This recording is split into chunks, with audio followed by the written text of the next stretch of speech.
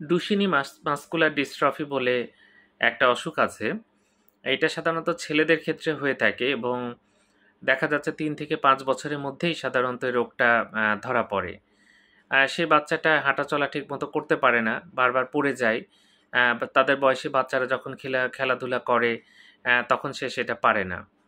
এবং এদের মধ্যে দেখা যাচ্ছে ১২ বছরের মধ্যে এরা সাধারণত হুইল চেয়ার বাউন্ড হয়ে যায়। দেখা যাচ্ছে একা, একা চলাচল করতে পারে না। হুইল চেয়ারে করে চলাফেরা করতে হয়।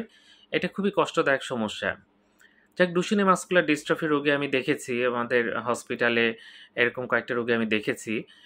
তো ডুচেনি মাসকুলার ডিস্ট্রফিতে আরও যেটা সমস্যা হয়, রোগীকে যদি বসা থেকে উঠে দাঁড়াতে বলে, সে সরাসরি উঠে দাঁড়াতে পারবে না। বিভিন্ন জিনিস ধরে টরে উঠে দাঁড়াবে, যেটাকে আমরা গাওয়ার সাইন বলি। এছাড়া দেখা যাচ্ছে যে তার যে কাপ মাসল থাকে সেটা অনেক ফুলে যায়, যেটাকে আমরা কাপ সিডো হাইপারট্রফি বলি। এটাও কিন্তু দেখা যায়। এরা কিন্তু খুব বেশি দিন ভালো থাকে না, সাধারণত ২০ থেকে ২৫ বছরের বয়সের মধ্যে মারা যায়। তবে বর্তমানে বেশ কিছু চিকিৎসা আছে যেটা দিলে রোগীরা কিছুটা হলেও ভালো থাকে। কারণ একটা বাচ্চা হাঁটাচলা করতে পারছে না, একদম হুইল চেয়ারে বসে আছে। এটা দেখতে খুব খারাপ লাগে। তো এরকম যদি হয় তাহলে দ্রুত ডাক্তার দেখাবেন, একজন নিউরোলজিস্ট দেখাবেন। তিনি নিশ্চয়ই এটার সমাধান কিছুটা হলেও করতে পারবেন।